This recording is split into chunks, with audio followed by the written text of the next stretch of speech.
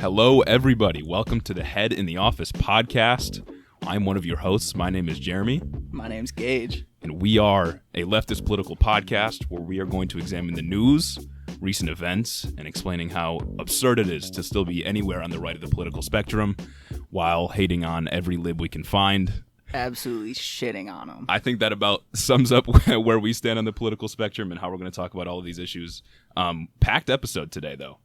This is the first one, so we're going to go over some things that the Biden administration has done so far. The good, the mostly bad, and the all bad, pretty much. all the stuff that's not actually changing anything. Kind of mid. We'll talk about some recent news, too, like Eric Adams winning the Democratic primary for New York City mayor.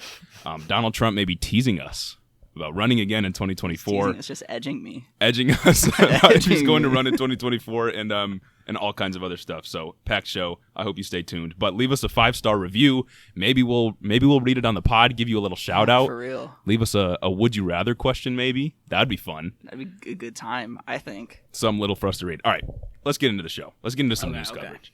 So, the Biden administration, he's been in office a couple of months now. He's at around 51% approval rating, according to 538. That's not abnormal for a president at this time, especially Biden coming off of Donald Trump, who was historically unpopular. Yeah, but it's like, I would feel like it would be higher. Considering he was historically unpopular, you would think his approval rating would be higher. Yeah, and wasn't it in the first few months? It was pretty high. I think it was near 60, but I'm wondering if his drop in approval rating is a result of like also people on the left getting upset with him for not doing anything. Yeah, and everyone on the left being a fucking idiot. Yeah, everyone that's not us. Yeah, facts, fucking literally. Idiot that's on the left. Anyone that's not where we are or to the left of us being a fucking idiot. Yeah, exactly. Anyways, his approval rating is around 51%. And I figured we could take a look, since it's the first episode, take a look at how Biden is doing so far, how his administration is doing, and how the current Congress is doing. So that's some of our favorite people, like Joe Manchin and Kyrsten Sinema in Congress. So the first issue, and probably arguably the biggest one, is COVID-19. So NPR reports that 67% of adults have received at least one shot of their COVID-19 vaccine, which falls short of the 70% goal that Biden set by July 4th. Which is also at 70% of the entire population, not just 70% of adults. So we haven't even counted kids, and that's like many millions. Right, and if you look at the numbers for kids and anyone else that's getting vaccinated, we're much lower. But the good thing is that most older adults, like elderly people, are vaccinated at pretty high rates. I wonder who's holding it back. Yeah. I wonder. I wonder what political ideology is holding it back. I wonder what political ideology questioned the existence of COVID for the first, I year of the pandemic. Who initially politicized the pandemic, then claimed the left was politicizing the pandemic. Yeah, but if you wear a mask, you're a stupid lib. Yeah, facts. And you should call CPS on your It's a very serious take that we both have. Yeah, you should call CPS if you see a child wearing a mask. Thanks, Tucker. Yeah. Anyways, the Delta variant is something that has been catching steam in the country. It's been dubbed twice as infectious as the regular COVID-19 variants or whatever it is. I don't know. I'm not a doctor. Vaccines still protect against the variant, so we've been told. But it's pretty bad, and it's been leading to like half of the hospitalizations in the United States. And it's lately. so we've been told, but also Pfizer just came out and said they'll be developing a new vaccine and also a new booster shot. So who knows how that is. I think yesterday or a couple days ago it passed 50% of the total cases in the U.S. So we'll see how that one runs through us, just like all the other variants did. Yeah, exactly. And meanwhile, schools are getting ready to return to in-person instruction in the fall. Businesses are struggling to get their workers back. I wonder why that is. Yeah. Just pay them more. You just make them, Joe. Yeah. In a recent press conference, Joe Biden said, if you want your workers to return to work, then pay them more. When you can do that. Yeah, literally, he could do it. You could whip your party. You could whip Joe Manchin into shape, bro. Come on. And yeah, ridiculous. But that's kind of where we're at with COVID-19. I don't see this going away anytime soon. I know there were some spikes after July 4th, especially for people that are unvaccinated. So, typically the people who get real amped about July 4th, I wonder what the correlation is there. Yeah, I know. It's so patriotic to just not get vaccinated. Let your fellow Americans die. Maybe you die. After celebrating the country that you love so much. Because I'm going to spread it to you, mind you. Because masks protect other people. My goal is actually to spread it to as many people as possible. Exactly. That's the point of this podcast, actually. No, but if you are, one of our thousands of listeners that we have already. Yeah. Oh, thousands on thousands, bro. Yeah, make sure you get vaccinated. Please get vaccinated. Yeah, and please peer pressure your friends into listening to this too, because we're really cool guys. Very popular podcast. Really cool, popular podcast that everyone already knows about. Exactly. This is just the first episode of many, you know? Exactly. Of many. Many more to come. Many more bangers. This is actually a career path. Anyway, we can probably transition off of COVID. I don't know. I'm not a doctor. I don't know a ton about it, but please get vaccinated. Number one medical podcast. Yeah, this is the number one medical podcast. All right. So something else that's been popping up kind of in the news cycle recently has been talks of crime. Oh, and maybe you should ban crime. Yeah, Ben Shapiro's very popular take about bending crime or banning crime. So this has happened amidst activists calling for police to be defunded. And talks of increased rates of crime throughout the summer, and specifically after the Biden administration started, talk of crime has increased dramatically. Not like it's summer or anything. Not like it's warmer. Not like COVID restrictions aren't lifting, which would obviously cause crime to go up because more people are getting out. Right. And it's also not like police are even being defunded. Yeah, literally. Budgets are still going up. Right, and that's the thing is that conservatives are blaming the increase of crime on all the activists that have been calling for defunding the police, but police haven't been defunded. Not at all. So it doesn't make sense. And maybe like their increase has been taken down a little bit, but they still got like millions of dollars more. Most major police departments have. About there being like a war on cops, bro. Detroit just put up a cop mural, like not that long ago, and people were mad, and it's still up. I'm mad that it's still up, bro. Like, yeah, exactly. It's fucking ridiculous. Yeah, no, cops and police departments still have a seemingly infinite amount of money, and that is definitely not what is causing this surge in crime. But that's what conservatives want you to believe. Several polls have shown that this kind of messaging from conservatives is effective, though. Polls have shown that the messaging around crime has been effective, which is a problem that Democrats are going to have to tackle. But they're not going to. Right. Well, they're not going to. But what I found interesting is that in an ABC poll, 75% of people said that they believe increasing funding for economic opportunities would reduce violent crime, which to me speaks to the idea that people are making the connection that crime is really just a function of poverty and lack of amenities and economic opportunity. But what do you think? It's not. What do you think our politicians are going to do? To wrap your head around the idea that poor people or economically deprived people are going to be committing crimes simply to put food on the table. When you can't feed your family, what are you going to do? Starve? No, you're going to fucking steal like a loaf of bread. Like, you're going to do what you have to do. Yeah. And it has been good to see that some localities have like decriminalized petty theft or like shoplifting and stuff, which is something that conservatives have also pointed to as like, this is bad. The liberals are taking control. The fucking Walgreens situation right now. Have you heard about that? Dude, ridiculous. People saying that a bunch of Walgreens locations are closing down. People are blaming it on shoplifting, right? No, not at all. If you actually fucking look at it, it's because real estate's been too expensive.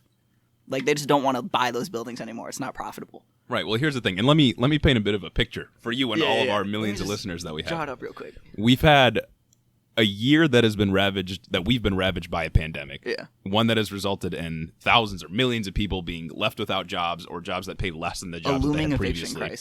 A looming eviction crisis. The housing market is fucking awful right now. You can't buy a house. You can't buy a house anywhere, especially if you live in like California or Texas. You just can't buy a house. I mean, there's homeless people on the streets everywhere. Yeah. Gage and I were in D.C. recently. Oh my god! Dude, right down from a minute from the Capitol. Yeah. And there's homeless people on the street. Like right outside of just like restaurants too. This is like a 5-minute walk from the Senate office buildings. Mm-hmm. Like, are you fucking kidding me right now? Right, and you have all of these compounding factors, and then you're saying, why is there an increase in crime? And it's also the summer. When crime rates naturally go up. Democrat-run cities. But right, it's Democrat-run cities, and it's Joe Biden that's making crime happen more. Poor leadership. And it's activists asking for police to be defunded that is causing crime. I mean, that is just ridiculous. It's sending a message that we love crime. Right. We fucking love crime. We don't want any police. Bro. We love and invite crime. Yes. But it's undoubtable that conservatives are just talking about crime because it scares people. Because it's effective, and they're definitely going to weaponize that for 2022. Clearly it works, especially when you're just a simple like stay-at-home mom in the fucking suburbs. You're gonna be scared. You're gonna be scared of anything. Like those fucking people that got invited to what the fuck was it? Every 4 years, the RNC. Yeah. That had pictures of them with guns out front, like while Black Lives Matter protesters are running by. Like, you have never seen like fucking anything in your entire life, and the moment black people show up in your neighborhood, you get the guns out. Come on, my guy. Like, what? Yeah, and I wouldn't even be surprised if they see like black people with guns and they're like, now we want gun restrictions. Yeah, literally, bro. Because that's happened before. Ronald Reagan, California, what was it? The 60s? Black Panthers protested armed outside the Capitol building. He passed a law that said no open carrying in the fucking Capitol buildings or any federal building. Like, all right, bro. Yeah. This is Ronald Reagan. And it's undoubtable, like I said, that conservatives are going to use crime to scare people into voting for them when it comes to 2022, the midterms that are like right around the corner, a year and a half away. Yeah.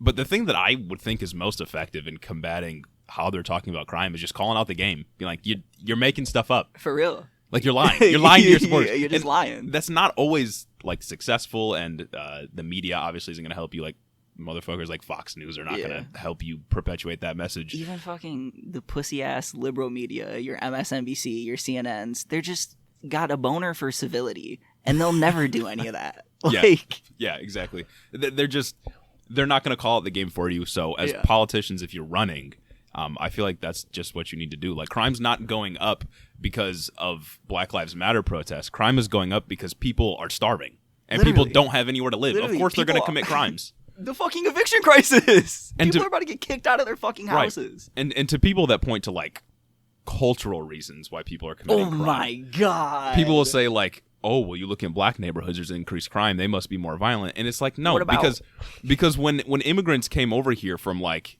Italy and Ireland, and they were poor, they also formed gangs and had higher rates of crime because their neighborhoods were impoverished. Not only did they form gangs, but in the eyes of the state, they were considered black. This is where the black and whiteness distinction, like, historically comes from, especially like the Irish and Asian communities, and even the Latino community, putting themselves above the black community in order to get closer to whiteness or attain the status of whiteness. Yeah. It's ridiculous. Yeah. And so if you want to really solve crime, and this is what I think that Democrats and anybody that's running for office should be saying, if you want to solve crime, then let's invest in economic opportunities. We've known it since fucking ancient Greece. Marcus Aurelius, poverty is the mother of crime. Like, yes, exactly. Like, we know this. We know this to be true, but if conservatives or Republicans ever actually did anything about it, they wouldn't have anything to complain about. Exactly. They wouldn't it's just like fucking abortion. Like, it's just like abortion and gun rights. They'd lose all those one-issue voters.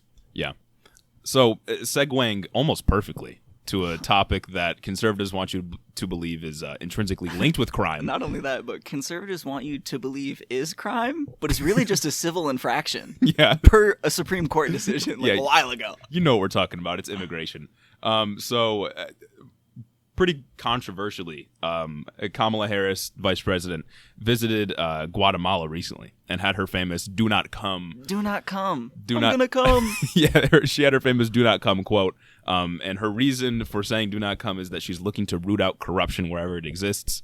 Yeah, like in democratically elected leaders in South America. Like, right, and there is corruption when it comes to some countries in South and Central America. There's corruption when it comes to countries in fucking anywhere in the world. And I was going to say, there's also corruption in our own country. Yeah. So to say that you have to go to the border and say, like, we're going to root out corruption and also don't come to our country is just, like, barbaric. There's no reason to say that. It's fucking stupid. Yeah, and I should also say that, like, she's saying all this stuff, and, like, Democrats are making such, like, an effort to talk about immigration, specifically because conservatives are making all this noise about there being some kind of like border crisis. Yeah. There's no border crisis. Like, it's just the same fucking border camps that Obama started, that Trump ramped up, that were kind of maybe pulling back on what Trump ramped up. But not really. Right.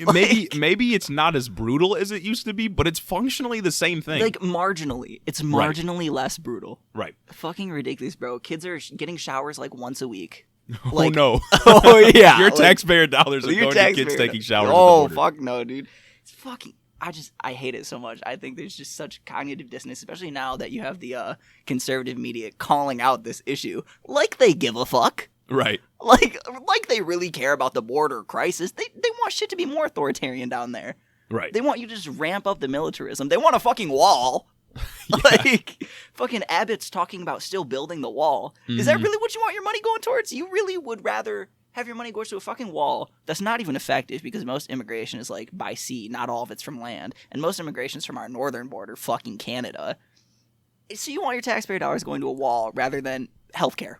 Right. Like, rather than you not having to pay any money for healthcare. In addition to that, a lot of the arguments I hear coming from conservatives is that, like, people that immigrate from the southern border are bringing in drugs to the country when almost all drug trades happen at, like, regular points of crossing. Yeah. Like, legal points of crossing. It's just a bunch of abuelas, my guy. Yeah, it's just a bunch of abuelas trying to make their way into the country. And you're telling me that, like, they're going to bring a bunch of illicit drugs in and they're going to destroy America. It's like MS-13 and they're a bunch of rapists and murderers, bro. You are more likely to be raped by a natural-born Texan than you are to be raped by a fucking Mexican immigrant. Yeah. Yeah. Ridiculous. Fucking ridiculous. You're scared of the wrong people. Yeah. Like, you're scared of the wrong people. Additionally, Vice President Harris visited the U.S.-Mexico border with several other Democrats, which the right criticized, which I thought was interesting because, you know, when like Trump or anybody else visited the border, it was always him doing this like big heroic thing, and he was like standing up to the southern countries that are sending immigrants our way. But then when Democrats do it, it's like they're only doing it for a photo op. Yeah, it's like, what do you want? What do you want them to do? Like, I know that Vice President Harris is only doing this for a photo op. Yeah, like, but Donald Trump didn't do it for any other reason. He didn't do anything to solve immigration. Yeah, except make it incredibly brutal. Yeah, and that didn't even work. Fucking literally, bro. They still came over here. Yeah, people still wanted to get in the country because we ravaged their country. We still made it worse, so much worse in everywhere in the global South. Just fucking ravaged by the United States. And what makes me laugh about Vice President Harris saying this stuff about rooting out corruption or like looking for the root causes of immigration. It's us. Is that we are the root cause. It's us. We are the root cause. We are the ones who have ravaged Southern American countries. Yeah. And have like overthrown democratically elected leaders. And now we're saying, don't come to the country though. Don't come to the U.S. But now it's okay because the CIA is woke. It'll be a single mother that does the coup in Latin America. Yeah. So we're chilling. Someone with anxiety. It'll be a single mother that airstrikes you. Yeah, so you can be happy knowing that there's inclusion in the U.S. military and the CIA. Bro. Diversity, equity, and inclusion. Let's go, baby. We already know that Republicans are going to use immigration as a weapon to galvanize the base. They always do. It's it'll work. New. It'll fucking work. And sadly, immigration and crime will both work in 2022, especially because Democrats have not delivered on fucking anything they campaigned on. They campaigned on all these leftist policies. Well, Joe Biden didn't campaign on Medicare for all, but like Kamala did at the beginning, then kind of fell off of it. She flirted with it a little bit. Bernie, my guy, he was the only one that was actually in. Well, Bernie and Warren, but you know how that goes. But they all fucking used left-wing economic populism to get elected. And then they turn their back on the electorate. Yeah, just to do nothing that's functionally different than the Trump administration. Exactly. Fucking, oh my God, literally though. Literally though, except maybe they're a little nicer. It's really all the exact same. And you know, if I'm a leftist that cares like primarily about immigration, like if that's my top ticket issue, what motivation do I have to vote for like Democrats or Biden in 2024 again? Just honestly, if you're a leftist at all, what fucking motivation do you have to vote? Yeah. Like, it's important to vote, your civic duty. But, like, especially just to root out people like fucking Trump, obviously. But, like, come on. The options are so bad all the time. Yeah. And we're going to talk about voting reform in a minute. But, like, if we're not actually delivering for people, if we're not, you know, we talked about crime not that long ago. Mm-hmm. If we're talking about lifting people out of poverty and helping their material conditions. Yeah. Then why would they vote for any Democrat if we're not actually doing that? If we ran on that, we ran on canceling college debt, we ran on doing something with the border, doing something with healthcare, even though probably Biden returning to Obamacare. We ran on all of these like leftist populist platforms or talking points, and then we didn't do anything with it. $15 minimum wage, the big one, which isn't going to happen now. I mean, there have been some good things, like the child tax credit is pretty good, but that's not anything that's permanent. Yeah. Right? That's the infrastructure bill is currently being gutted. Yeah, the infrastructure bill will be gutted. Undoubtedly 100% gutted. Like, I don't know what Democrats have really done to motivate their base to vote for them. Exactly. Dude, I mean, they ran on being not Trump in 2020, which was a good argument. Yeah, but what's that going to do in 2024 when fucking, like, DeSantis runs? Yeah. Like, your fucking, your DeSantis Trump DeSantis ticket. Yeah, your Trump DeSantis ticket. What's that's that going to do, bro? That's the dream. That's the dream ticket right there. That's the dream. Trump DeSantis, Biden Harris, bro. No, Harris Biden. No, girl but boss. Especially in 2022, where if we don't win, if we don't retain the Senate and retain the House, I mean, we're fucked. 100%. There's no more change that's coming. There isn't even change coming right now. Oh yeah, like everything not is really just in a deadlock because of like the Democratic Party's own infighting. Yeah. We could ram through everything just like the right would if they were in power right now, but Joe Manchin is just, he's got a boner for democracy. Gotta respect the rules of the Senate. Gotta my guy. respect Got to see through, my boy. Inside these sacred halls. Yeah, Ugh. but I mean, like in 2022, if we lose both chambers of Congress, that's it. Which There's no more progress. It's very likely to happen, but you know progressives aren't going to lose their seats, despite what Democrats love to fucking say. It's, I don't want to ever hear socialism again. Motherfucker, these are the people getting elected. Yeah. Your dinosaur ass is getting kicked out, rightfully so, because you do nothing. Like, who do they think led the blue wave in 2018? Oh, my God. Like, who was at the forefront? It was AOC, Ilhan Omar, Rashida Tlaib. Those are the people at the front. Those are the people in the fucking media. Bernie Sanders, despite all of establishment media being against him, he still found his way into every conversation. Yeah, and he came in second again. Exactly. Again. Bro, Medicare for All still found its way into every primary conversation. Yeah, we're hanging on by like a pube hair in the House. Oh, yeah. We've got small, barely majority. tiny little pube. We have no pube hair in the Senate. It's 50-50, right? We only have the majority because we have a Democrat. I'd in the honestly White House. argue that we are clean shaven with Joe Manchin and Kirsten Sinema in there. We got nothing, my guy. We basically don't have the majority in the Senate. We have the majority in name only. Yeah. Only by procedure. Oh, no. Only by procedure do we actually have the Senate. Oh, fucking Joe, I know I saw one thing the other day saying he's talking about being open to budget reconciliation in the infrastructure bill. No, the fuck you're not. Yeah. Like, no, why aren't you open to it for the COVID bill, bro? Yeah. When we actually could have got all these progressive policies that were going to help people in. Yeah, I mean, and we got the infrastructure plan that we'll talk about coming up here soon too. But it's just, I don't understand how we're going to convince people to vote for Democrats when we continue to not do anything for them. And I will say that, like, just getting all of our policies through, even if we did all of that, it probably still isn't enough to win. Oh, 100% Republicans no. are still way too good at messaging for us to win just on getting our policies through. Yeah. But if we don't get our policies through, we're not going to win at all. And it's like, how many people actually fucking talk about policy that aren't fucking nerds like us? Yeah, exactly. It's the culture war. Right, and that's the thing is that regular voters that are just like struggling to keep their family afloat right now don't give a fuck about reconciliation. They don't care about the filibuster. They don't even know what it is. They just I didn't know be what paid it more. was. They just want to be paid more. And if they see that the Democratic Party is the one that's going to do it for them, bam, you set, my guy. Right. And then, I mean, and part of it, of course, isn't the Democrats' fault because the system is like inherently rigged against progressivism. Flawed. Yeah. Like the system is built to uphold traditionalism and conservatism. That's just how it is. Yeah. But right now we can't do anything about that. So the way that you have to win and change things is by winning in the broken system. And you do that by, one, providing for people and then having a message that actually convinces people to vote for you like Joe Biden had in 2020. Yeah. But we can't do that if Joe Biden's like, well, I'm actually going to raise the wage to $15 an hour now because he didn't do it. Lied to it. It's the same thing as when Trump was saying he was going to fix healthcare before the 2020 election. He's like, yeah, guys, I've got this great healthcare plan. It's going to be great. So much better than Obamacare. Well, what the fuck is it? I'll tell you only when you elect me. I'll tell you after you elect me, maybe. Maybe I'll tell you then.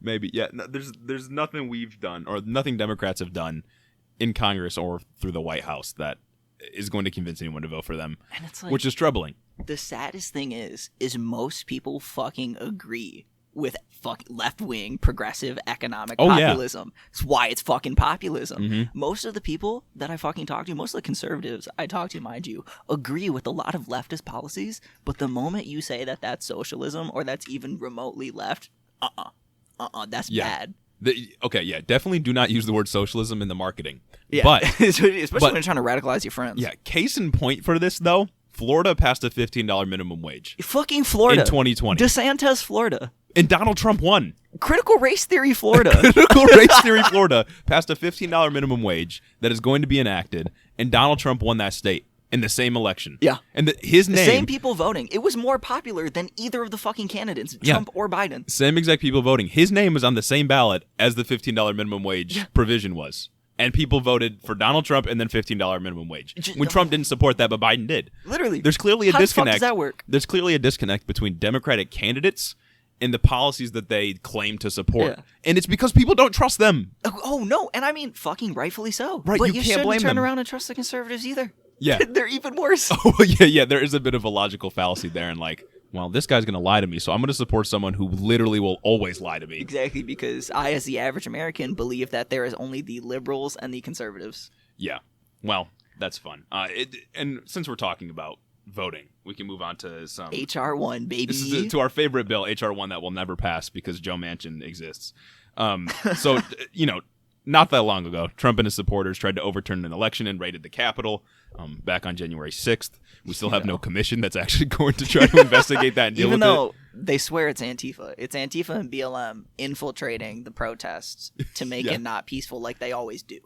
But don't investigate it, just trust me. Yeah, don't investigate it though, my guy. So in the face of one of our elections almost being overturned, even though it was one of the safest elections we've ever had, if not the safest, Biden and Congress really haven't done anything to fix voting rights in this country. They said they're going to. They said they're going to. You know how that goes. So HR1, which is for the People Act, if you don't know, it passed in the House in March on a 220 to 210 vote, which again, is like, that's some liberals. That's 9 liberals voting against it, isn't it? Something like that. Oh, yeah. I mean, God. like, we can't even get people on board with some democracy reform, and HR1 doesn't even go far enough. Oh yeah, no, literally. Like, it's got lots of good stuff and would really, really help. Some good stuff like guaranteeing everyone can get an absentee ballot, things like getting rid of gerrymandering in its entirety and making it independent. Fantastic. But, I mean, even then, it still doesn't have everything that it needs. And, of course, it's not going to pass the Senate because of our favorite centrist senators like Joe Manchin. But Joe Manchin did propose his own watered-down version of HR1. and it had things like it still included the ban on gerrymandering. It had tighter controls on campaign finance disclosure and some other things. But it also introduced policies that we don't like nationwide voter ID laws and allowing purges of the voter rolls. And even when he conceded all of that, no Republicans supported it. Yeah. 0. Yeah. It's like, why are you conceding anything if you're not going to get any support unless they get what they want, bro? And here's what happened. HR1 comes to the Senate. It passes the House. It comes to the Senate. Democrats are like, let's talk about this. Let's put it up for approval. Republicans say, fuck off. And then they say, okay. Yeah, and it's like, bro, who are you trying to get on your side? Fucking, like, all the Republicans right now hate Liz Cheney. They're trying to get all her committee seats, like, fucking taken away. Yeah. But she's not even going to come to your side. Mm-mm. What the fuck do you expect, Joe? Yeah, Liz Cheney voted against this in the House. Yeah, it's all about bipartisanship. Right. And here's the thing, is that Republicans literally can't vote for this. Because everything in this bill makes it harder for them to win because the system is currently rigged in their favor, and HR1 works to unrig it. Keep in mind to make it that fairer. Democratic senators represent millions more people than Republican senators do. Yet we still can't get anything done. Mm-hmm. And there's also the John Lewis Voting Rights Act, which would restore pre-clearance on states that wish to change their voting laws to keep people from voting. This was implemented on states that historically used voter suppression laws like Texas and Georgia. This provision was eliminated, I think, 2013, 2014, after the Shelby County v. Holder decision by the Supreme Court. Yeah. But this bill is also unlikely to pass. Joe Manchin has actually said that he does support the John Lewis Voting Rights Act. Wow. But because the filibuster exists, it's not going to pass. You need 60 votes. Doesn't support getting rid of the filibuster. It's the same thing with all these Democrats claiming they support these things, but it's like, how do you know when they know Joe's going to vote no? Yeah. Like Chuck Schumer. Dude's like peak neolib. Yeah. Come on. Yeah, and the only real way to reform voting rights is to eliminate the filibuster. That's the only option.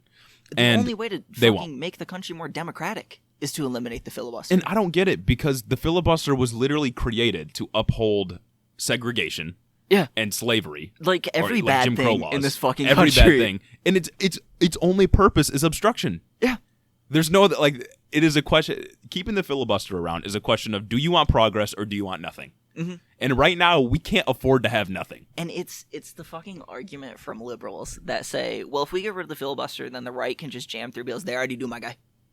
Yeah, and you better believe that they're going to eliminate the filibuster whenever they need to. Exactly. If they needed to, fucking as soon as they get the Senate, is gone.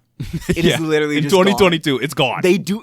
That's what they do, bro. They're a fucking machine. Yeah, they literally don't care. It's going to get eliminated at some point. It's just a question of when at this point. And if we really want to get anything passed, and also, we're about to talk about the American Jobs Plan, American Families Plan. If we want anything real passed, the filibuster's got to go. And it's like, bro, even if it's like, that's democracy, my guy. Right. These people didn't get voted in to be obstructed. Yeah. You got to keep in mind that, honestly, even if we had a fucking minority in the Senate, even if it was like 49-51, we would still be representing more people. Yeah. Like each senator, Millions. like millions more people would still be represented. The fuck? Yeah, Democrats represent in the Senate millions more people than the Republicans do, yet we still have a 50-50 lock. And through that 50-50 lock, Republicans can block anything from happening at any time. But it's a republic, not a democracy. Sorry, Jeremy. Sorry, I forgot that it was a republic, not a democracy. Sorry, our Constitution says no. Yeah. Big Constitution guys over here. Yeah, I'm a big originalist. I read the text plainly. In the context it was written, all men were created equal. Yeah, the Senate's already undemocratic. It's already highly undemocratic because every state gets 2 people. That just doesn't make sense. Then you introduce the filibuster where you need a super majority to get anything done. And there's no reason for it to exist like that. And this is also just on top of the idea, like just global capitalism infiltrating everything, just the greed of these senators. They're all in the pockets of big corporations. Yeah. The Exxon call that just leaked with Joe Manchin, like nothing about it is democratic. Yeah, Joe Manchin's Exxon call. I don't even know what to say. Like I'm at a loss for words because can't say I didn't expect it though. I'm at a loss for words because it's like we can't get HR 1 passed, which would reform how politicians get their money and how corporations interact with politics. Yeah. So like, how are we supposed to prevent that at all? Like, there's nothing we can really do. It's like there's nothing to stop. Just oh my god, just random millionaire donors from coming in, like in Warren's campaign. Like, just, I'm against big donors, but this person just decided to donate $5 million to me, man. Or the Pete Buttigieg wine cave. Oh my god, Mayor Pete. Shout out Mayor Pete. Mayor Pete sitting in a wine cave with millionaires and billionaires. Yeah. That's right. But the only way to get HR 1 passed would be through a Senate that would restrict the ability of those same senators to get money from people that win them elections. Yeah. So it's like, why would they do it? They don't have any real interest. And that also makes me think that because HR 1 was actually voted down recently, and not even voted down like the bill was considered and voted down, the bill was voted down when the vote was to just talk about the bill. Yeah. Debate was voted down. Yeah. Oh, yeah, because there's so much debate that goes on in the Senate, right? And I believe it was just about every Democrat. I think it was a 50-50 tie. Yeah. That was then, obviously doesn't matter because the filibuster. But all the Democrats voted to at least debate the bill. But it didn't matter because the filibuster exists. But I also think that some Democrats in the Senate only did that just to seem populist. Just to seem like they're actually on board. Joe only did it because he's horny for debate. Yeah. He's like, God, this fucking sacred tradition, I can't wait to just talk it out in the marketplace of ideas. Yeah, and here's the thing is that bipartisanship could be accepted as a concept if the middle of the political spectrum was actually a balancing point. If it was equal on the left and the right. But it's not, because people on the right never operate in good faith. And none of them are actually looking to do good things or actually do their job. So you want to talk about the Overton window? It's just way to the right over here on global politics. We don't have a center. Not at all. Our left wing isn't left wing at all. They're all just fucking neoliberal pigs. A $15 wage isn't that crazy. Yeah. It's not. Or Medicare for all. Every other developed nation has Medicare for all. But it's going to make things more expensive. What did you say recently? G6 of the G7? G6 of the G7. They have Medicare for all. Bro. Or some form of nationalized healthcare or socialized medicine. But we can't do it. Why? Richest country in the world. We spend twice as much per capita as, I think, the next top spender, whoever the fuck that is. Canada, maybe. Yeah. I just can't, bro. I literally just can't. And the thing is that this is only going to get worse if we don't have any kind of democracy reform because we're just going to start losing elections. If we do not pass some form of HR 1 or even Joe Manchin's watered down plan, if we don't pass that, there's no chance of winning. But it's even Joe Manchin's watered down plan, just give everyone a way to have equitable access to a free ID, and voter ID is not bad. Right. It's still not ideal, but it's not bad if everyone has equitable access to a free version of ID. Yeah. If there's a paywall behind it, it's a poll tax. I'm sorry. Yeah, and I did see somewhere that in some states that already have strict voter ID rules, Joe Manchin's plan would actually make it easier for them to vote. So in kind of the deep red states, it's just impossible for some people to vote at certain times. Joe Manchin's plan would help. Or get water. Yeah, right, exactly. Which is why I'm saying that a lot of these voter suppression laws that have been introduced recently, in places like Georgia and Texas and even Michigan, Joe Manchin's plan would help that, and HR 1 would help that even more. to prevent voter suppression, at least in the next 10 years, because we're about to get gerrymandered because of the 2020 census. But we're not going to be able to pass either of them. But it's like, exactly, bro. We're not passing either of them. What's the point of compromise when, to compromise, you just have to give in all the way, 100%? Right. When has the left ever gotten a plan that is 100% everything that they want? Yeah. And Never. when does the right do that? All the fucking time, bro. Every time. I love how Republicans can get absolutely washed in the election and still get everything that they want. But guys, we gotta compromise. We gotta compromise, bro. I hate civility, like amongst the Democrats. So, like, we can't resort to what they do. What Trump did, got him elected. Yeah. Like, motherfucker was kind of funny sometimes when he would be mean. Like, okay, yeah, Trump is a fascist. Horrible fucking absolutely pig. Terrible. But sometimes he was funny to reporters. But he's really that's funny. Why he got elected. Really entertaining. Why do you think so many like leftist creators popped off between literally. 2016 and 2020? Because Trump's a funny guy to cover. Facts, like, oh my god, so much fucking content all the time. But I'd rather him be gone forever. Exactly. than be I would able to rather cover not him. ever have that content. Right. But, like, that's why he got elected. But yeah, why is it though the left has to concede every single time? And I mean, and it is because like the Overton window is so far to the right that it's just the not moral even high ground possible. And the ivory towers. Yeah. They just want to feel better than anyone else, even though they are functionally the same party. They're just control opposition. Yeah. And I mean, like, the point of Congress, I mean, like, supposedly what it's supposed to do is, present legislation and change the laws such that people are helped and things change and move forward. Yeah. But the thing is that Congress is set up to be inherently obstructionist. Because inherently conservative. if you are the minority party, you have zero incentive to actually work in bipartisan good faith. Because if you do good, that means that let's say I'm a really cool Republican conservative guy. If I do my job in Congress and pass legislation and work with the majority party, they get to claim all of the credit for it. Yeah. And then they win again. My goal is for them to get washed in the next election by them getting nothing passed. So I'm never motivated to actually make any progress or do anything with them in good faith because they get to claim credit for it and then they get to continue to win because none of the politicians actually have, or most of them don't actually have Americans' best interests in mind. Yeah, they don't there's care. like the squad, kind of some like a lot of the time, and then Bernie. Yeah. And then maybe a little bit of Warren.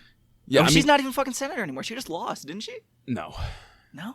I don't know when her election is, but it's 2021, my guy. Fucking A, I thought she lost something. She's definitely, I mean, she probably lost like an argument or like she lost a lot of arguments, bro. Yeah, all of 2019 and 2020. I mean, one of her bills maybe failed, but she's still there. Yeah. And she probably will be for a while. I mean, she's from Massachusetts. I don't see her getting voted out.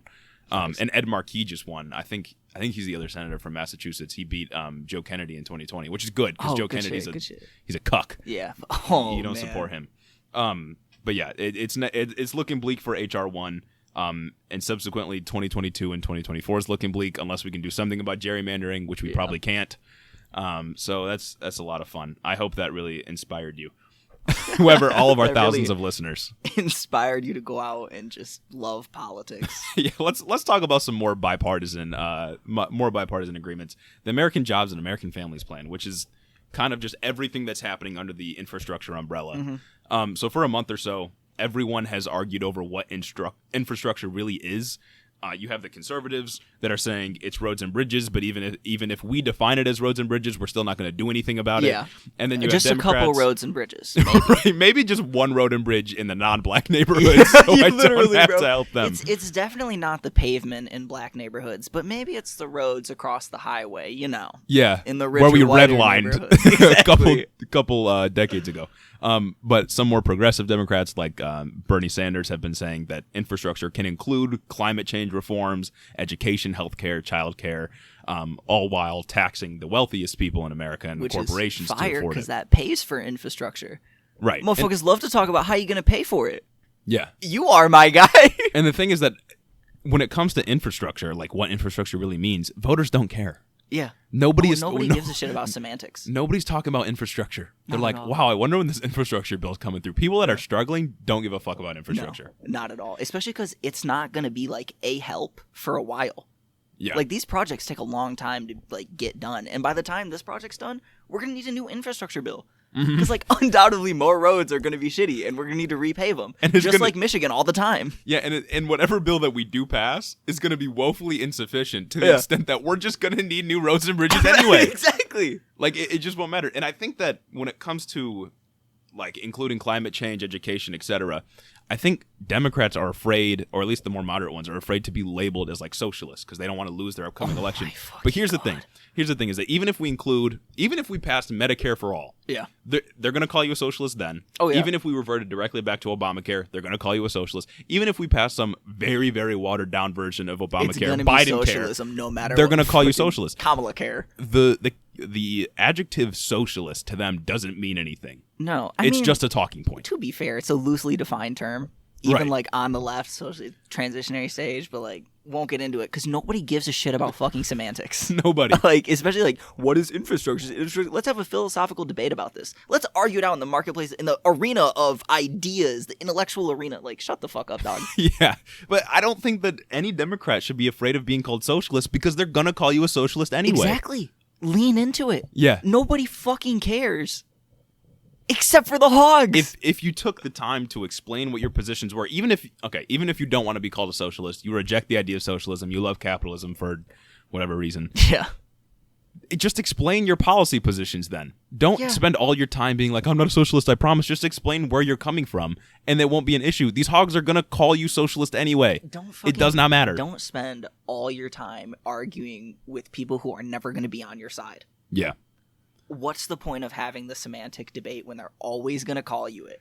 Right. You're not getting anything done, and you're just giving them more airtime. Tucker Carlson, Ben Shapiro, they're never going to tell you you're doing a good job. Oh, Big Boy Crowder. Yeah. What is that? Oh, case in point is Israel. The Israel-Palestine conflict. Joe Biden, supports Israel. Didn't even really say he supported Palestine, and he still got criticism from the right. Yeah. Even though he was literally saying exactly what Trump would have said, and he's saying exactly what they want him to say. It's still not good enough because he's a socialist. Exactly. He's a Trojan horse. Or they're always going to call you anti-Semitic, especially in the Israel-Palestine debate. We are a pro-Palestine podcast, by the way. Yeah, I don't know if we've made that clear enough. Very pro-Palestine. Very pro-Palestine, but not anti-Semitic.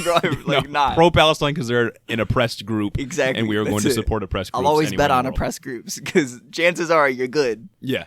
The long dick of history leans towards progressivism. Long dick of history. Yeah, I mean, but my point was just that it doesn't matter what you say. They're going to hate you for it anyways because you have the little D label next to you or because you're not, violently racist and you hate poor people. Exactly. And then even back to the main topic, the fucking American Jobs and Families Plan. What is infrastructure? Econ 101, baby. You learn that investing in human capital pays dividends, bro. What is human capital? Fucking college. Meals for kids who don't get them anyway. Yeah. I mean, you look back in the 60s. That's why Fred Hampton was assassinated, bro.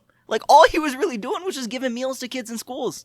Yeah. But he was a Black Panther and he was a black guy, so he was scary. And like you said, if we invest in the things that working people need to actually be successful in their jobs, that is better for the country as a whole. Yeah. An educated workforce is a good thing. A healthy workforce that can go to the doctor whenever they want and not be poor afterwards is a good thing. People that have access, or people's neighborhoods that aren't being ravaged by climate change, like in Oregon where it's 120 degrees right now. Fucking decrepit. Because there's no infrastructure in those neighborhoods. Right, exactly. And even back to the colloquial understanding of infrastructure, better roads and bridges for people in working neighborhoods or poor neighborhoods is good because now they have a means to get to work. Or public transportation in those neighborhoods. Big public transit guys over here. Big public transit guys. If you put an actual a public transportation system that is invested in and is usable, not going to routinely updated, right? It is not going to leave you being late all the time, and not that's also good for workers. Compromise that's just going to get you nowhere. It's going to get gutted in 3 years anyway with a new conservative administration. Something that actually works and is for the people. Yeah, but we don't do that. And all of that, everything that we just talked about, that could be included under infrastructure, would help our GDP, if you want to think about it that way. Yeah, or it would help us be more profitable. Or these things would help corporations be more profitable, and it would take less money out of middle-class taxpayers. Imagine high-speed rails. Yeah. Imagine that. Because, and I think this is a point that Bernie Sanders has made a lot, but when you have workers that are working for Walmart or Amazon, and they're getting paid $9 an hour, and then they have to go and use welfare programs that are then paid for by tax dollars from the middle class. We are subsidizing Walmart not paying their employees enough. Yeah.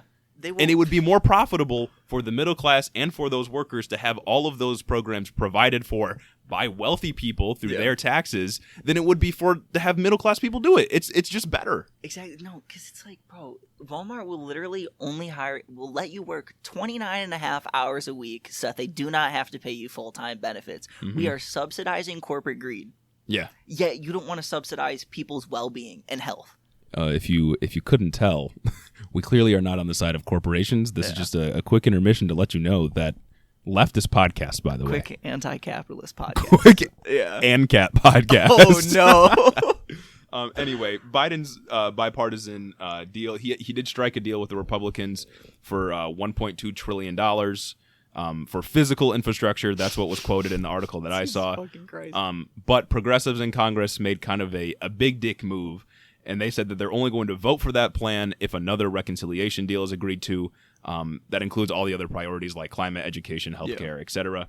Manchin and Sinema, of course, have not agreed to the idea of reconciliation, but they said they're open to it. They're open to rigorous debate about the topic. And then Kirsten Sinema will just give like a really fancy real fancy thumbs down. Real Have fancy another thumbs John down. McCain moment that's not nearly as good. So I don't think it's surprising that they didn't agree to it. I think this is more just like a political calculation they made because they don't know what's going to be in the deal yet, so they can't just outright agree to it.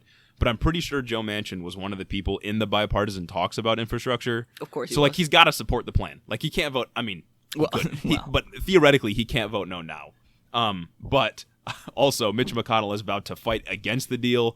Naturally. And he thinks that the bill shouldn't pass if it's going to be linked to an infrastructure bill, or if the infrastructure bill is going to be linked to reconciliation. Which, I mean, he doesn't have to have a say. If you just fucking girl bossed up, manned up, and just told him, stuck it to the man, bro. Come on. Joe Manchin, if you just went out and had lunch with these fascists real quick and just said, Mitch, we're going to do it without you. We don't need your vote. And what's crazy is that when the Trump administration passed the tax cuts in 2017, Joe Manchin was going to vote no on it.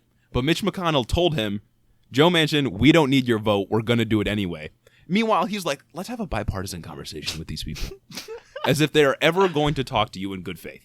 Like, the only person...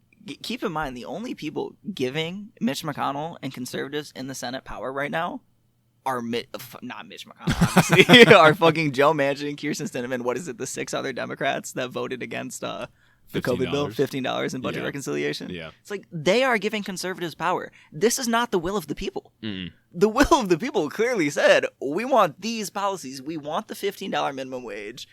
Not necessarily healthcare, that's kind of a thing, but like it's a popular policy. Yeah, and what's sad is that even that argument that like Joe Manchin, your West Virginia voters don't want this, isn't going to work. Yeah. Because for some reason he thinks that he is some like crusader that is going to protect democracy and restore bipartisanship in Congress when the right isn't interested in bipartisanship. In fact, they haven't been like for the entirety of our lives. Facts, literally, since fucking Obama administration when they started running just straight obstruction the whole time. Right. Obama won. Mitch McConnell says they're not getting anything passed. Yeah. And it's been that way ever since.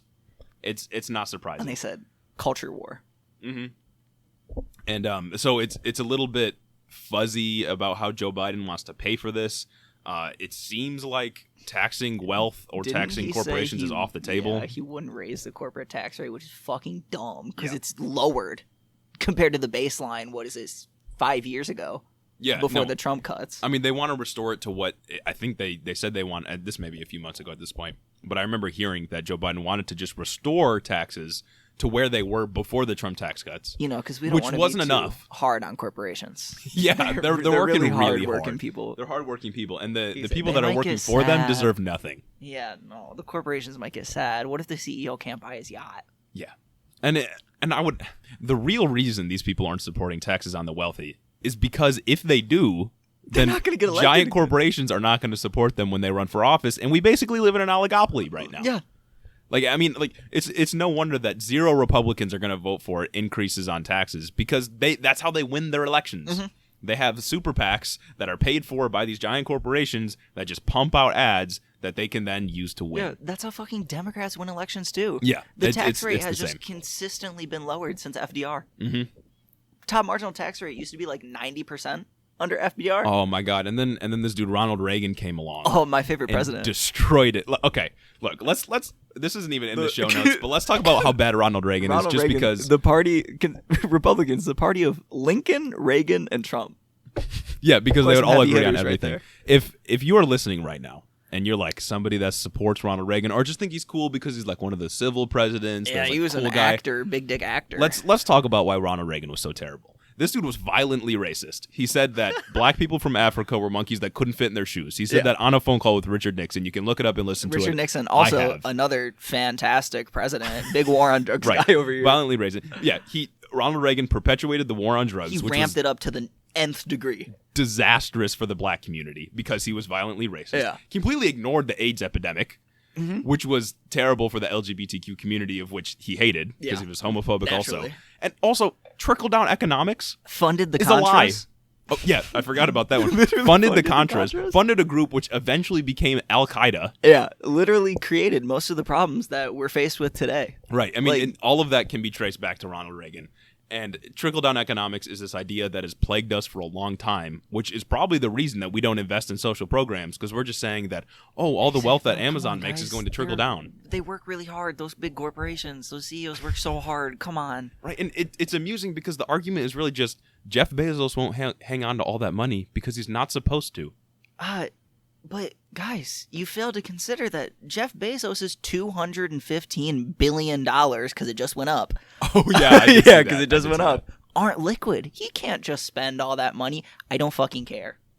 Yeah. I don't fucking care. I saw this great argument on Reddit of all places. This dude was saying, well, my property taxes go up whenever the value of my house goes up, even though that's not liquid. I can't go spend that. I can't use that. So why is it okay for my property taxes to go up on an asset that really doesn't fucking matter to me, but it's not okay to tax Jeff Bezos' wealth when it's tied into stocks? And I say, that dude gets an A+ in my book. And this is also, these arguments are, I mean, they've been happening for decades, but we're also hearing these arguments while, meanwhile, Jeff Bezos received a child tax credit, which is supposed to be for low-income Americans or middle-class Americans to receive basically Social Security for their kids. To help in raising them. But Jeff Bezos received this, and he's the richest person, I think, richest person on Earth, right? He's the richest person on Earth by a wide margin. Yeah.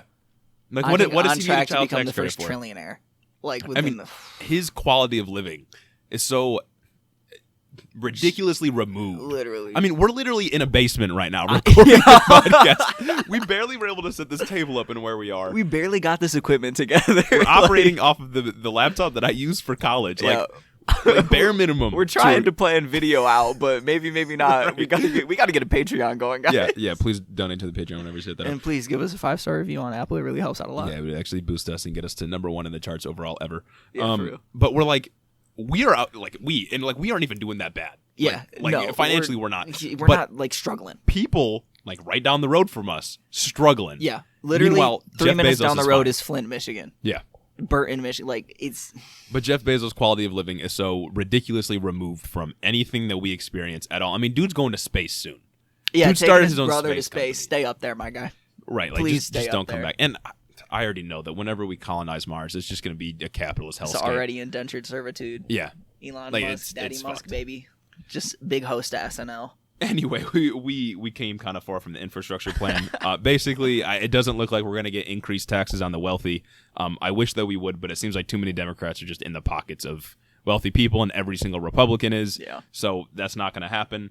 But, I mean, the real truth is that voters don't care about any of this. Not at all. And also, taxes on the wealthy and corporations poll really well. Like, when you tell voters that the program that you're proposing is going to be paid off through taxes on the wealthy, it gets more support.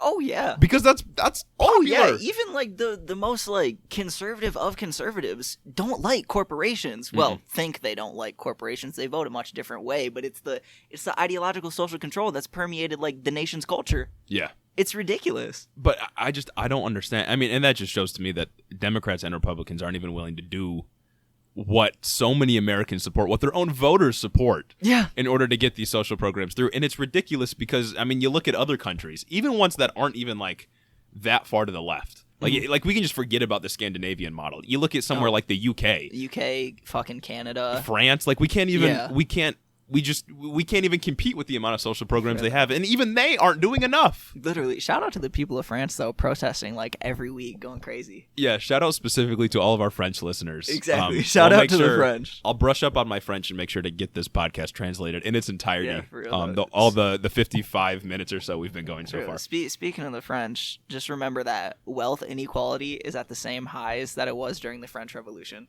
That's all I'm gonna say about that. Yeah, but I don't see us able. Like, I don't see us in a position to have a revolution just because of how far the military has advanced. Just considering that, I'm sure the fucking America and its corporate interests will carpet bomb its own citizens before they lose a dime. America has bombed their own citizens before. Facts. They brought tanks out on their own citizens. The Battle of Blair Mountain was the first time we like airstruck a target. It was our own people. Oh my God. Waco, Texas. We brought out a tank to stop this cult, bruh. Mm-hmm. Yeah. Well, that's about it for our wrap up of the Biden administration so far. Many things not great. Obviously, like vaccine rollout has been good, but that was going to happen anyway. Yeah. My real summary for this, and I think Gage probably you agree with me, 100%. It's just that functionally everything is the same as the Trump administration. They're just a little bit nicer. They're a little bit nicer, and like the prospects are better. Like you can imagine things actually happening, but they're not going to. Yeah. Because realistically, they are operating in the same capacity as the Trump administration was. So when you hear Republicans saying like Joe Biden is so terrible, all of his policies are awful, don't vote for him. Fucking communist. He's doing the same thing as Donald Trump is. Yeah. And when you see these liberals like they did in 2020, they're saying that Donald Trump is so awful we have to get him out of office, and then they just shut up after the 2020 election was over. You also know that they are operating in bad faith because they're just trying to get their person elected, and then they shut up about all the issues that still exist. Mm-hmm. Mm-hmm. Like, so many people were mad at Trump about the border wall and about everything that was happening at the border, rightfully so. Yeah. And then that is still happening. Maybe the border wall isn't, but the overflow facilities. Nearly as much outrage about what the Biden administration is doing that the Trump administration did. And I mean, marginally better, I guess. I mean, we're still supporting, like, fascism in Israel. Yeah. We're still bombing targets in Syria. Like, nothing has changed. Bro, it's barely fucking better. It's still inhumane. And I'll always be against just inhumane actions. I don't care if it's better. Yeah. I don't care if it's better. Oh my God, dude. So frustrating. And the thing is that, like, even if we elected Bernie Sanders, like, he would have done much better job, and we could have got like a lot more through. But because of how our electoral college is set up, because of how Congress is set up, how districts are gerrymandered, how so many Congress people just don't actually give a shit about their job, things would have a hard time getting through because that's just how the system is set up. That's what I feel like I fear the most is if we ever do get a progressive president or say Bernie did win the 2020 election, it's like nothing would get done. Everything would be held up in the Senate. The rhetoric, I mean, a lot better. Things would be better considering we wouldn't have fucking Joe or Trump or just some other neoliberal or fascist. But it's like, and then they'd use that, conservatives and liberals would use that to blame the progressive movement and not shut it down, but stifle it.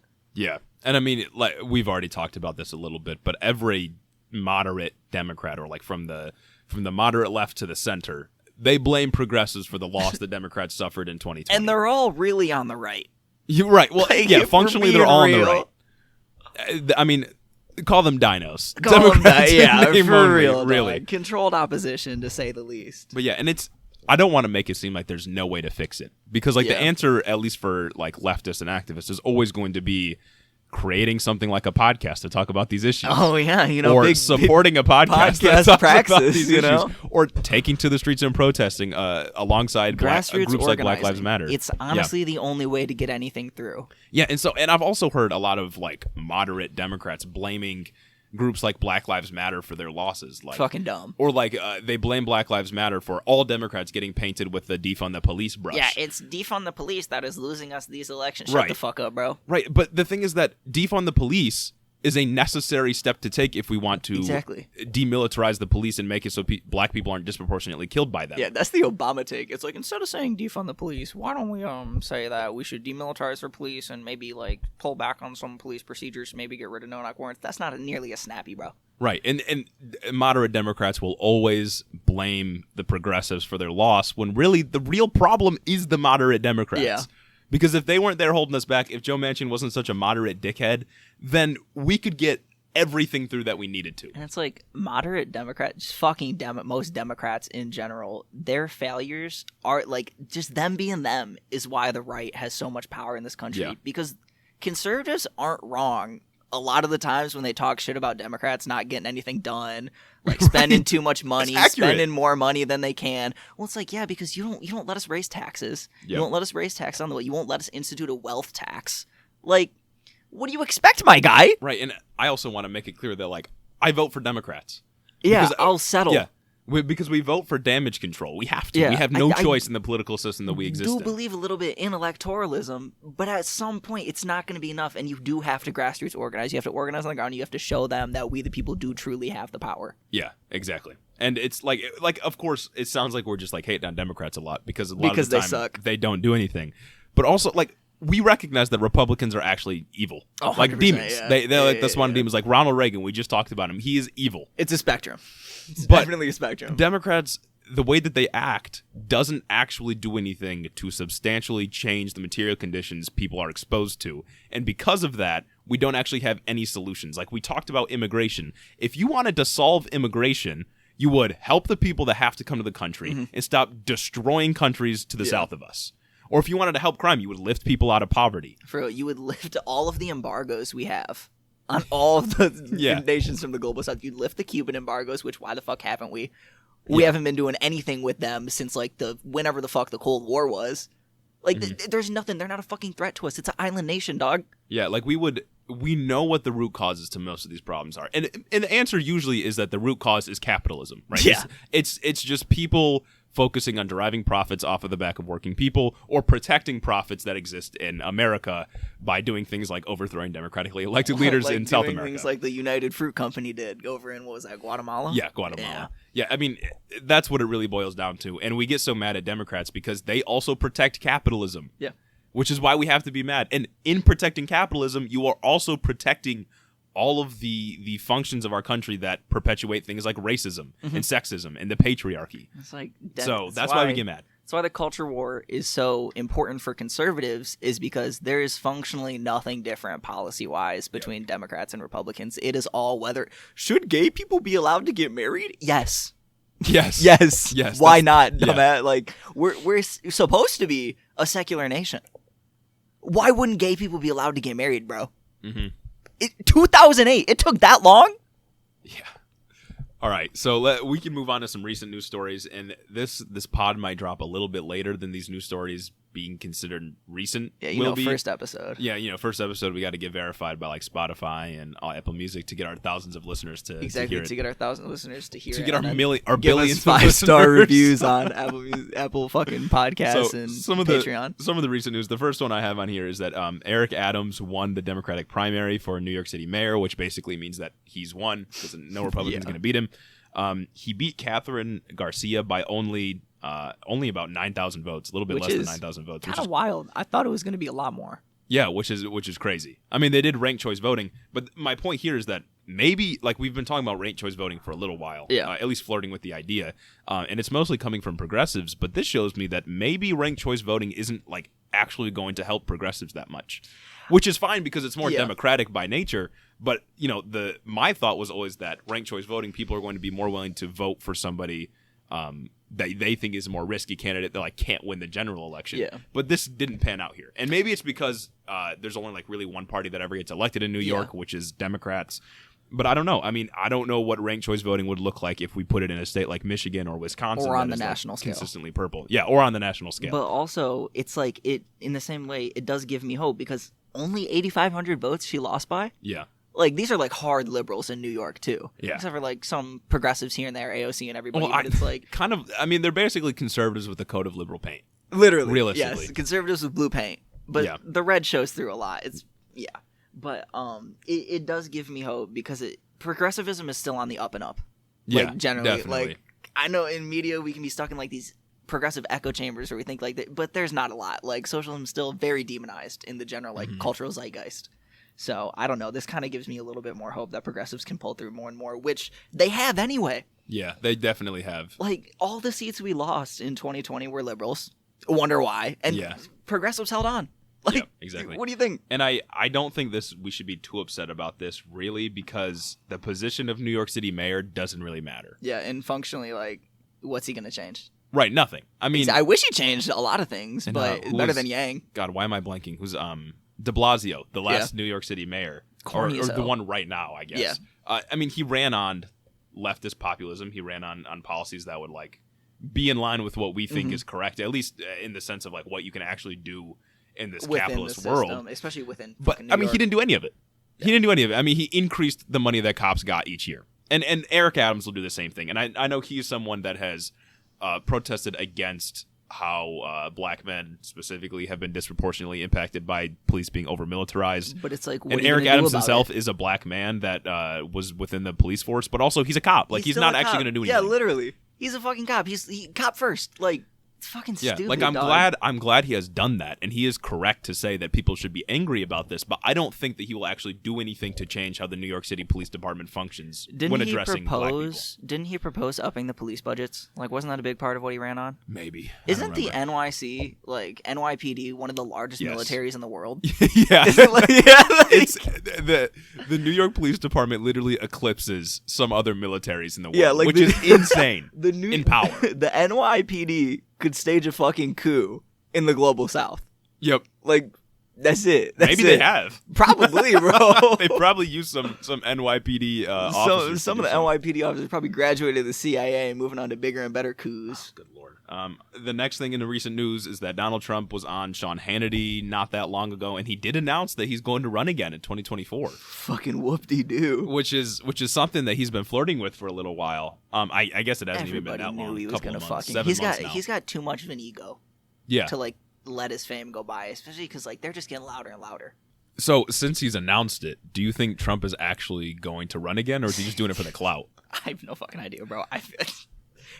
I feel like he can't let like the ride subside, and he's gonna squeeze as much money out of his supporters as he possibly can. Oh yeah, and just let them believe that he's gonna run, just like he's done with this election fraud shit. But is he actually gonna commit to it? I don't know. Yeah, I see really two paths here for him. If he is going to run again, he's gonna win. Like 100%. He's gonna win 100%. Yeah, it'll be a bid for VP. Yeah, if he doesn't commit to running again, then I mean he's probably just doing it for clout at this point, just to stay within. Money. Yeah, just to like stay in the public eye.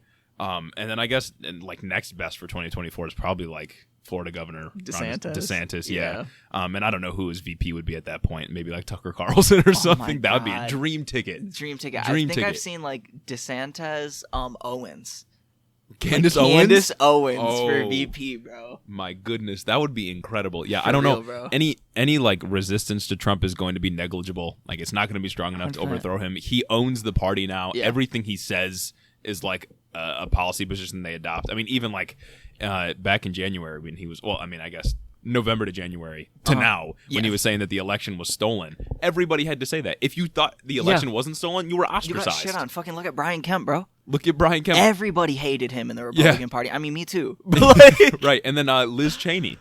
Yeah. Liz Cheney got shit on. She voted with Trump like 98% of the time on legislation, so she did everything he wanted to. Just when she didn't submit to this lie, they hated her. So if you ever said that Trump didn't win the election in 2020, you can't run in 2024. None of the fucking quote never Trump Republicans unquote have a chance to be like even any of like the top like Trump people. Yeah. Even if somehow Matt Gaetz gets out of the water that he's in right now, No, that dude's fucked. he would fare better than a Liz Cheney or a Brian Kemp. That guy is Matt Gaetz is done for, but he would definitely like. I think that for some reason there's been like a line drawn between people being like frauds and lying and people just being like bad people. Like Trump is just a bad person. And a fraud. And he is a fraud and he lied all the time, but to his base he seems authentic. Oh, But someone like Brian Kemp is going to get shit on. 100%. Even though he is just as bad. Yeah. Or like maybe marginally less bad. Brian it doesn't Kemp, matter if we're Liz talking Cheney, in fucking degrees. Mitt Romney. Right, they're all terrible. Yeah. And they would all be terrible for the country. It's just they oppose Trump. And Trump is seen as this, like, god to them. Yeah, even fucking Ted Cruz would have a better chance than the Never Trumpers. Oh, my fucking God, bro. If Ted Cruz gets the Republican nomination, I don't know. I mean, that guy is just probably the most hated senator next to Mitch McConnell. Maybe I'd have to take their advice when they say don't like it, leave. Like at that point. Yeah, maybe I'd go to Cancun. When my state is suffering and I'm one of the two senators. Maybe I'd just flee. It's because and blame it on my daughters too. Yeah. Well, we'll probably see Trump again in 2024 on the ticket. If he is, he's definitely going to win the Republican primary, and hopefully he does not win. I will say it'd probably be hard for him to win again, just in like the general electorate of the country. Say he wins the primary, right? I feel like it'd be pretty hard for him to win the general election. I don't know who he'd be running against. I know a lot of like Democrats or people that are like inside the Biden administration said that if he or that anybody that runs against Vice President Harris is probably going to lose. Yeah. Like, they don't think that she can win. Yeah. And I don't know how much of that is, like, people don't like her because she sucks. Or people, like, don't like her because she's a black woman. Yeah. Like, I don't know how much that is. And I don't know. I can't really say how Vice President Harris would do if she was running as president or she was running for president. We have our personal qualms with her. Ultimately, she's also a fucking cop. Yeah, she's a cop. But, like... she's a cop that has done nothing but put black people away for minor drug offenses and perpetuate capitalism. Keep in mind that her and Joe Biden literally are systemic racism. The embodiment of systemic racism. Joe Biden has himself legislated systemic racism. Yeah, but just because that's true does not mean I'm then going to support Donald Trump. Yeah, no. It's not just two sides of a coin. It's a spectrum, my guys. Yeah, exactly. The last news story I have on here is that Biden has committed to withdrawing troops from Afghanistan by what was the date? By August 31st, like in like a month and a half from now. Yeah. So that's pretty cool. My freedom's not in an Afghan poppy field. There's nothing we can do over there. Yeah, you're not going to find my freedom, liberty, and pursuit of happiness over there. Yeah, my freedom of speech is not over there. I can promise you that. Fucking stupid. I'm just glad if you don't know like what's going on and why this is a big deal, especially right now. Taliban forces are currently like fighting against the Afghan government and they're gaining ground. But for the U.S. to intervene would be violating a peace treaty that we have with the Taliban. And a lot of people have been flirting with violating that peace treaty and getting us into another endless war for nothing but oil and maybe like drug money and just money in general. And controlling the Afghan government, maybe. Yeah, for real. Just having a puppet government over there. And so him deciding not to do anything, I feel like is kind of a big deal. I expected him to intervene. I expected him to be hawkish, just like the previous administration was, just like the Biden administration was that he was a part of. Yeah. Like he was the vice president. Yeah, he was the vice president. So that's a good thing. I mean, I feel like we've been told for the last 20 years that we are coming out of Afghanistan, and I guess my take on it is that I'll believe it when I see it. Like when we get when we actually get everyone out, actually out there, then I'll believe it. Yeah, I don't. We've been told for so long that troops are coming out of the Middle East. I don't know if it's true this time. I hope it is. I mean, we've been sending like high school boys over there for the last 20 years to just die. We've been selling people over there who really just wanted free college to just get shit on. Right, exactly. Like step on a fucking IED and just come home crippled with no support from the government. Right, which is why we need to make college free, by the way. Exactly. So people can't continue to be exploited by the U.S. military. By the and just predatory recruiters. Just sent to fight people making bombs in their garage. Like, you want a Camaro? You want a free college? Yeah. Anyway. That is all that we have on Head in the Office today. Right. That is the end of the pod. That's the end of the first episode. End of the first episode. The plan is to make these weekly. I don't know what day they'll be releasing yet. I'm sure we'll get a day. We'll figure it out. We'll figure it out. I don't know when this one's going to come out. We need a title for this one too. We'll find a title too. Don't even worry. Don't even worry, my babies. By the time you're listening, There'll be a title. Everything will be straight. That's ready, for me to worry about and for you to just listen to. You'll just listen. Please listen. Thank you for listening. Leave a 5-star review. Maybe we'll read it on the pod. Facts. Leave us a little question, a tough one, a tough pop quiz maybe. Oh, a quick pop quiz. Graded for money. Yeah, for if money, we get it right, we get paid. The money. Because please, I just need some money. Yeah, but that's all we got for you. Thanks for listening, everyone. Have a good one.